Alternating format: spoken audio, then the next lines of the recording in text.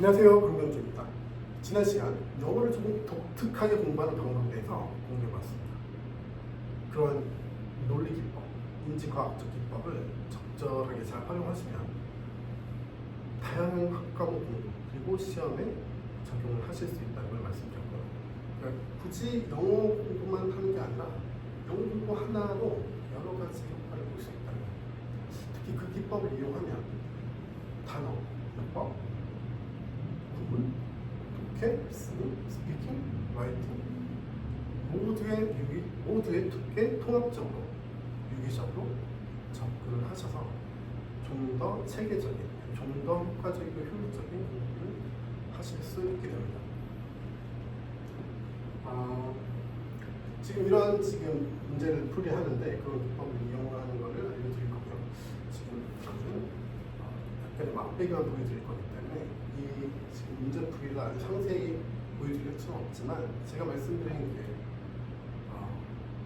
추운 방법을 어떻게 활용하느냐 그런 것들을 알려드리겠습니다. 이 글이라는 게 지금 보면 수능 지문이 다른 어학시험의 지문에 비해서 상당히 짧습니다. 짧은데 뭔가 나뉘는 내용이 많아요. 그게 어떤 문제가 있냐면 정보가 많다 보면 글이 길다 보면 처음에는 뭔 소린가 싶다가도 줄줄줄줄줄줄줄 이렇게 읽어가는 과정에서 이런 내용을 얘기하는 거였구나 라고 파악이 됩니다. 더 어려운 오해가 있고 더 길고 복잡한 구문 있는 문장이 있더라도 그게 어떤 특정 내용을 분석하고 이해하는 데는 더 쉬울 수도 있습니다. 특히 수능 지문 같은 경우에는 많은 일종의 토플과 같은 서로 물론 결론 이런 단락 구성이 확실한 글에 비해서 어려운 점이 짧은 글 안에 어디에 가장 그 일반적인 주제가 가장 일반적인 그 정보를 담고 있는 주제문장인가 찾기가 쉽지 않습니다. 두 갈씩 일 수도 있고 중갈씩 일갈씩 수도 있습니다. 이 전체적인 글이라고 볼 수 없거든요. 자, 그래서 제가 말씀드린 그 메타인지적 전략을 활용할 수 있다는 게 이 3등분을 한다고 말씀드렸죠. 그래서 3-part hierarchy strategy를 적용하시는 겁니다. 보통 transition word, however, therefore, for example 이러한 연결어구들을 잘 적절히 활용하시고 그것을 단위로 나누시면 좋긴 한데 항상 그런 연결어구가 있지는 않습니다. 그 때에 따라서는 일종의 그 정보량, 그러니까 사실 양으로 3등분 하셔도 상관은 없습니다. 그래서 그 메타인지적 그 사고를 활용하는 방법이 도대체 이 앞부분, 이 파트 A는 뭐에 대한 것일까? 그럼 이 파트 B는 뭐에 대한 거야? 이 파트 C는 뭐에 대한 거라는 거를 스키밍 전략을 통해서 확인을 하는 거죠. 보통은 이센셜 키워드가 각 파트별로 있고요. 그리고 그 이센셜 키워드에 대한 무엇이 바로 주제입니다. Something about the essential keyword 이렇게 찾아가시면 됩니다. 영어로는 그렇고요. 한국어로는 도대체 여기는 뭐에 대한 거지? 컷 바로 이게 영어의 띵이죠. 모든 명사어 중에서 가장 일반적인 뜻을 담고 있는 단어입니다. 그렇게 확인한 거죠. 스스로에게 질문을 해서 구체적인 그 명사어를 찾아가는 거예요.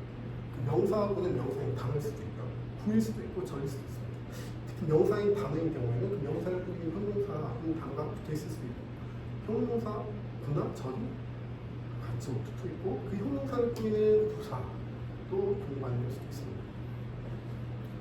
그렇게 각 파트별로 핵심어를 찾아가는 훈련을 하는 거예요. 평소에 훈련을 해야 되고요.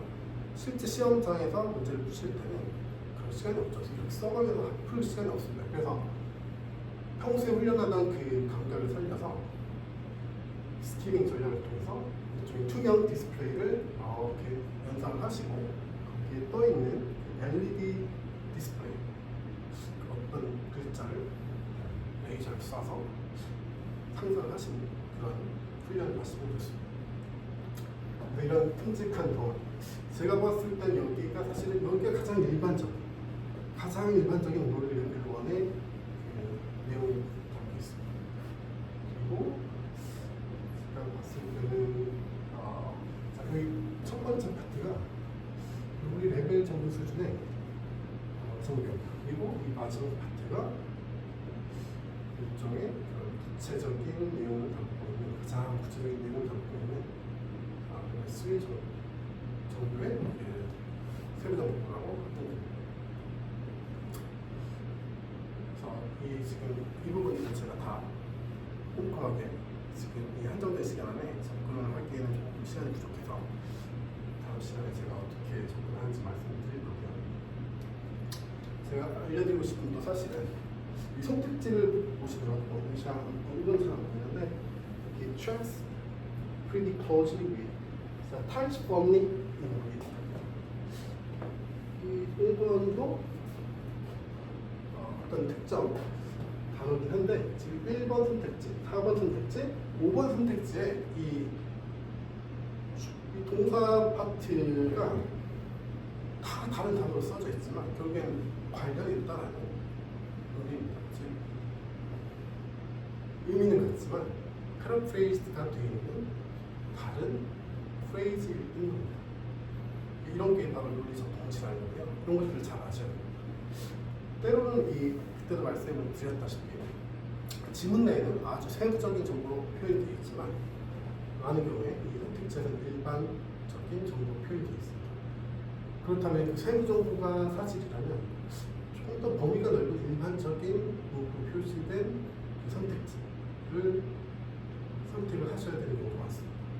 그럼 하나 정도 더 추론해야 됩니다. 인간이 직관적으로 추론할 수 있는 언어를 사용하거나 어떤 공부를 할 때 직관적으로 이해를 할 수 있는 논리관계를 3, 4단계라고 합니다. 그래서 한 문장 안에는 보면 보통 복합구문이라고 구성이 되어 있는데 주절이 있고 종속절이 있습니다. 종속절이 주절을 끊는다고 그러죠. 거기에 섞여 있거나 그러니까 주절이 논리 1단계 그리고 종속절이 논리 2단계. 근데 종속절 안에 접속사를 제외하면 또 주절과 종속절이 이어지는 경우가 있어요. 또 2단계, 3단계 여기 내려갈 수도 있어요. 5단계, 6단계, 7단계 내려갑니다. 이게 단계가 너무 내려가면 언어로서 실용적인 언어로서의 기능을 상실한 거죠. 언어가 안 됩니다. 도대체 뭔 소리인지 모릅니다. 너무 만연치 문장, 간결하지 못한 언어를 구사하지 잘 못하는 문장이 되는 거죠. 그래서 제가 그 문장 하나에서 약간 중간적 관점에서 논리 구성이 필요하다는 게 논리 구성입니다. 미시적 관점에서는 일종의 단어 간의 관계 뭐 이런 거는 근데 굳이 세밀하게 신경 쓰지 않으셔도 자연스럽게 따라옵니다. 우리가 그 정도의 배경 지식이 있고 직감적으로 잘 이해가 되는 경우가 있습니다. 가장 중요한 것은 이 거시적인 틀을 혹은 거시적인 논리 관계를 확인해서 추론해내서 이 빈칸을 찾아내는 거죠. 이거 같은 경우에는 지금 세상에 수많은 정보가 있는데 어떤 특정 주제가 있는 거죠. 이 수많은 정보 중에서 하나의 주제를 가져다 온 겁니다. 이 전체를 하나의 큰 벤다이어로 보세요. 그 안에 수많은 정보가 있습니다. 너무 단어 단위로 나누면 너무 조잡하기 때문에 한 문장 한 문장이 하나의 정보라고 보죠.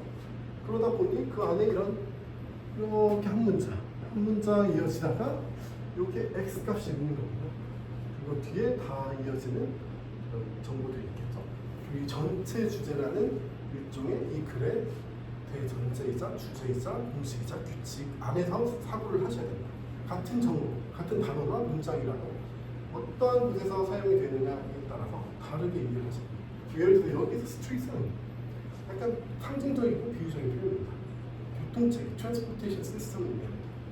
근데 말 그대로 스트리트, 길거리라고만 활용 이해를 하시면 무슨 뜻인지 잘 헤아려지지 않으실 겁니다. 결국 이러한 빈칸 추론 문제는 이러한 큰 주제, 큰 틀 안에서 이런 가장 일반적인 정보 안에서 다른 세부 정보들 간의 관계를 보시고 그 정보 간의 흐름이 있죠. 그 중에 빈칸이 X값, 방정식 문제와 다르지 않은 거죠. 결국 그래서 제가 수학이나 과학이나 언어문이나 그게 그거라는 겁니다. 때에 따라서 이런 빈칸 추론 문제가 아닐 때는 보통 이 글에서 어떤 내용을 추론할 수 있습니까? 라는 문제 같은 경우에는 지문 내에서 세부 정보들을 조합을 하고요.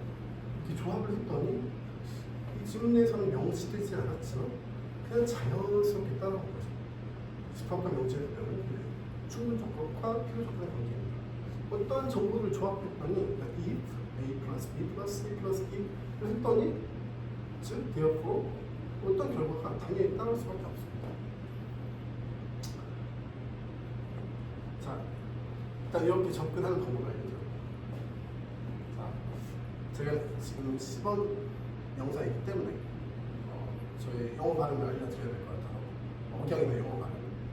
학생들이 좀 사실 이게 중요한 건 아니지만 또 민감하시고 또 신뢰를 주기도 하죠. 학생들에게.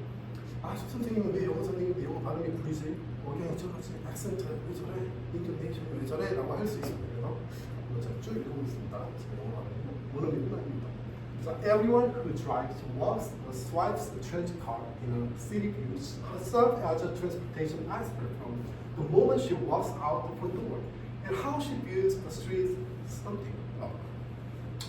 That's why we find so many well-intentioned and civic-minded citizens arguing past one another in neighborhood meetings, in school auditoriums, and in back rooms and libraries and churches.